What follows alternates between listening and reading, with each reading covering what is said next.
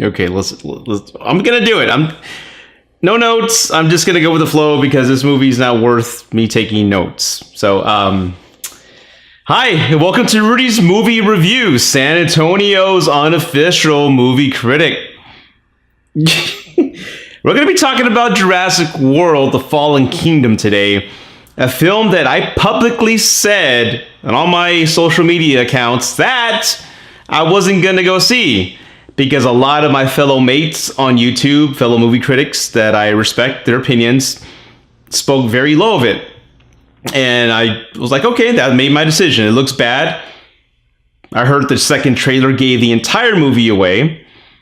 And it's ridiculous, so I'm just not going to watch it. So that was my call. But my kiddos on Friday evening said, Dad, we want to see it. We want to check it out. And I'm like, you sure?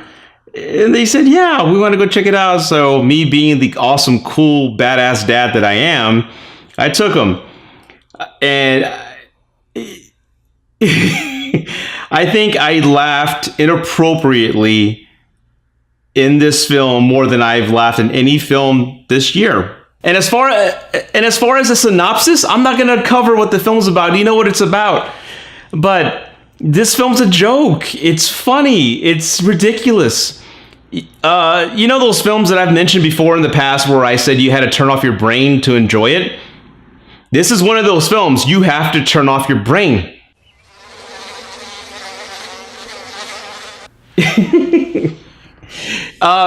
But let me talk some about the points that I actually did kind of like, okay? Let me start from there, because a lot of people put work into this film. I'm not going to tear it apart, but it's not good. But let me talk about some of the points that I love, okay? Let's start from there. J.A. Bayona is the director of Jurassic World Fallen Kingdom. This gentleman directed one of my all-time favorite movies. As a matter of fact, I have it in my top recommendations list. You can see the little white button there. He directed a film called The Orphanage. So me loving that film with a passion, I saw a lot of similarities in The Orphanage in this film, especially in the second and third act of Jurassic World Fallen Kingdom. It takes place in a mansion. There's a lot of stylistic, very classy looking wallpaper designs that are in the backdrop of a lot of frames. There's even a lighthouse in this film. They're like, hey, that's kind of like in The Orphanage, which plays a pivotal part in the story. So I did like that concept. Having the dinosaurs in a mansion and then running from dinosaurs kind of gave me a Dino Crisis. You remember that game, Dino Crisis, on the PlayStation 1 that Capcom made right after Resident Evil? I played it because I'm old. I remember that. But yes, it reminded me of Dino Crisis. It had like a Resident Evil feel. Even the little girl with the accent who had no point in being in the movie reminded me of the Red Queen. It gave me a Resident Evil vibe. I'm like, hey, this is different. I'm digging this. But everything else around it just failed miserably. One, because the trailer gave everything away. And two, the plot is ridiculous. It's ridiculous. You remember in Austin Powers when Dr. Evil wanted sharks with laser beams shooting out of their heads? I want freaking laser beams shooting out of sharks. You know, I have one simple request. And that is to have sharks with frickin' laser beams attached to their heads. It's ridiculous, right? So is militarizing raptors and dinosaurs. It's ridiculous. Why is this a pivotal part in the past two Jurassic Park movies? Why? It makes no sense.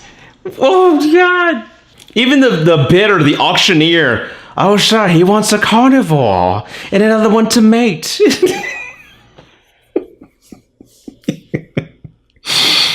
Oh, God. Pardon my French, but I shit you not. They capture the dinosaurs and bring them to this mansion and hide them in a basement. The owner doesn't know that there's dinosaurs in a basement. I have a Chihuahua. This thing barks and everybody can hear it in my apartment complex. How can you hide dinosaurs in a basement from the owner? I kid you not.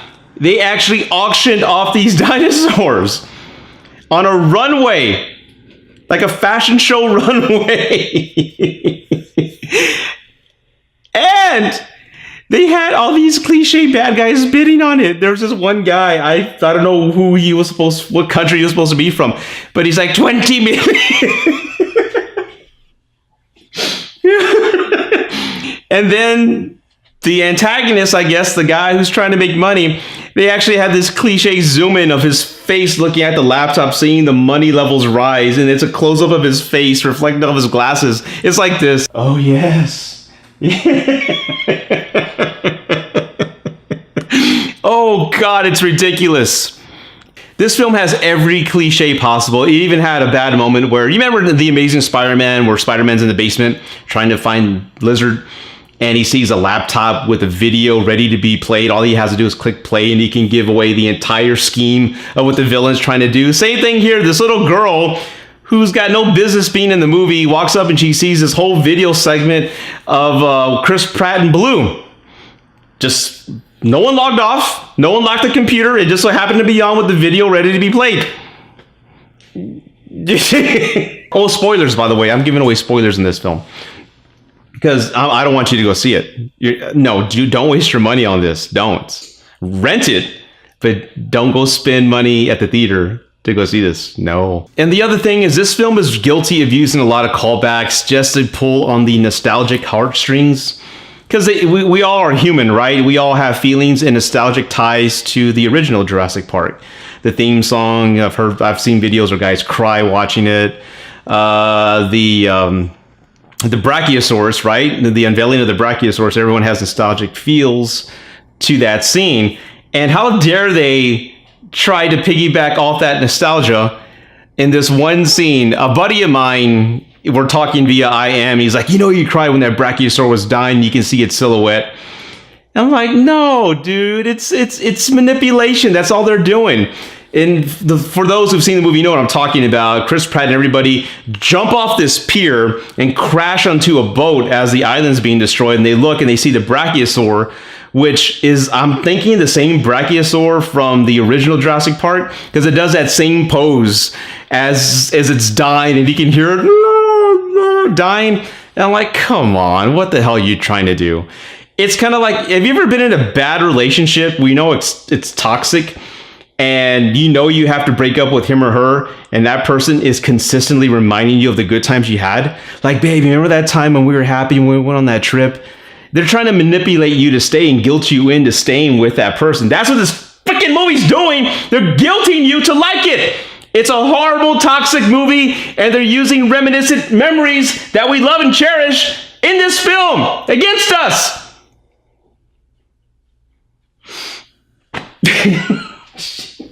This isn't even a review, guys. This is a rant. I'm sorry, I'm all over the place. I don't have my notes, but it's bad.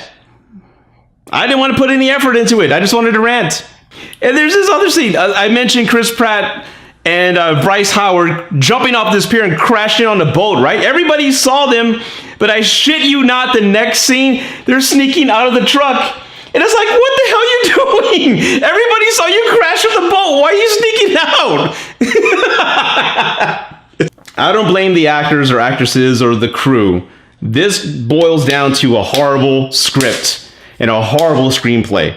That's what it boils down to. Chris Pratt, hey, he's charming and he's engaging, and he's Chris Pratt. You can't help but not love the guy, all right? Everybody did a good job considering what they had to work with. There are some horrible characters, like this one man-child who's screaming and scared of everything. He was annoying. After like the first 5 minutes of him on screen, kill him. Just go ahead and just like have a Dinosaur Edom. Unfortunately, they didn't. But this is how poorly written it was. They had no idea what to do with him, so they had him run off in the middle of the film, and you don't see him for an hour. I'm not kidding. They had nothing for him to do, so like, hey, you're going to go work for us, kid. Come over here. And they take him, and they go, what do we do about him? Oh, he'll be fine. That's poor writing. It's poor writing. Oh, my God. And before I wrap up, there's some decisions in this film that have to be the stupidest decisions I've ever seen on camera. There's a safari guy. I don't know his name, and I'm not going to do any research on it, but I saw him in an old 1994 B horror movie called The Mangler with Robert Englund. He was actually pretty good in it. He was a sheriff. But he plays some safari guy. For whatever reason, there's this demo dinosaur called a demo raptor. And he looks at its teeth. This dinosaur's locked in a cage, mind you. And he looks at its teeth, and he's like, that will make a good addition on my necklace. this idiot, the safari guy, opens the cage, gets some pliers out, and he's about to take off this tooth of this demo raptor. Pardon my French, I shit you not. This dino demo raptor is asleep. He opens his eyes and looks at the camera and smiles. And he kind of winks at the camera. He's like, wink. And he pretends he's asleep. In other words, he's telling us, the audience, like, hey, I'm going to kill this bastard. He doesn't know it yet. That's how ridiculous this movie is. Everything I just said, I swear to you, I'm not making it up. It actually happened. The next decision has to be the most ridiculous thing ever that I've seen on camera. Okay, again, spoilers. I'm giving away everything because I don't want you to go see it.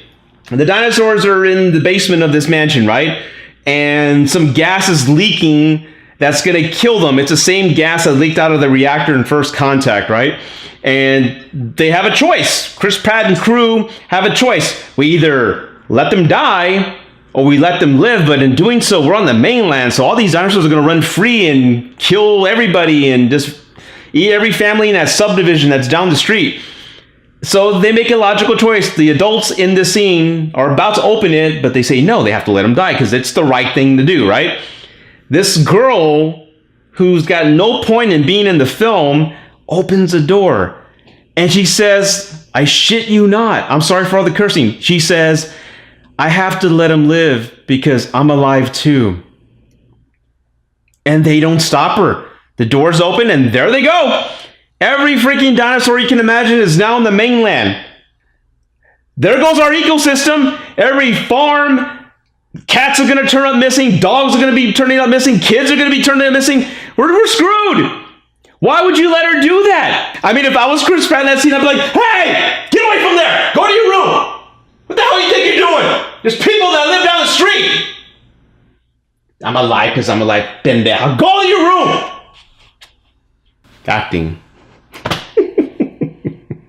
I don't know why I thought about this, but when I thought about all the dinosaurs ruining the ecosystem, I was thinking about that one Simpsons episode, which is one of my favorites, is when they go to Australia and Bart brings a bullfrog and it destroys their ecosystem. And as they're flying away, they look out of the helicopter and they see all these bullfrogs destroying Australia.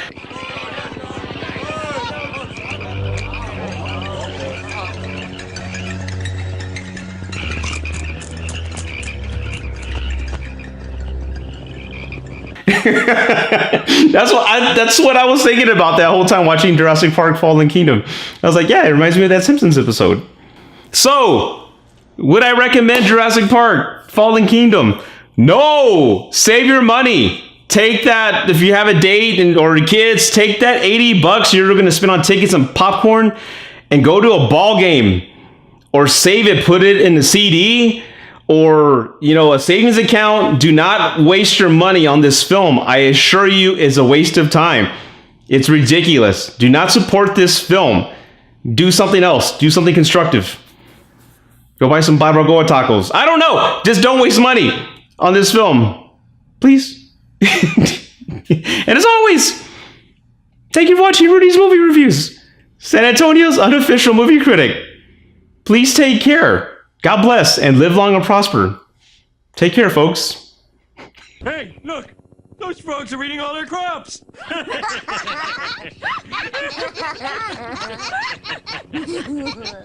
Well, that's what happens when you introduce foreign species into an ecosystem that can't handle them.